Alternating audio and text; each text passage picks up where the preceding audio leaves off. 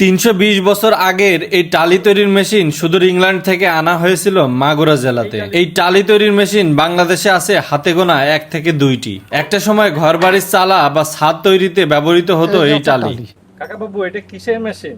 এটা হচ্ছে টালির machine. টালির machine না? হ্যাঁ, এটা কোথা থেকে সংগ্রহ করছিলেন?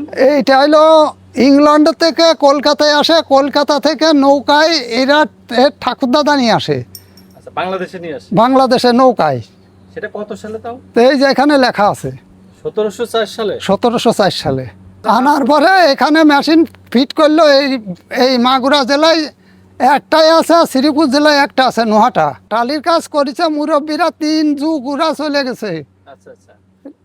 এর বাবা, এর ঠাকুরদাদা, তার ঠাকুরদাদা, কিন্তু এর প্রজন্মে আসে এরা আর মোটামুটি করে নাই। এ চটি করে নিয়ে এরপর দিলি পরে এইভাবে দিয়ে এই বলেরটা চুরি করে নিয়ে যাওয়ার পরে কোনো কর্ম আর হয় নাই। এই বলেরটা ছিল, ছিল একটা।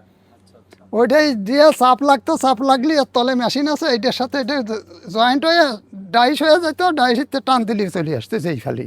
এতে লেখা আছে TPAUL, তারক পাল। এই প্রত্যেকটা টালিতে তারক পাল লেখা আছে।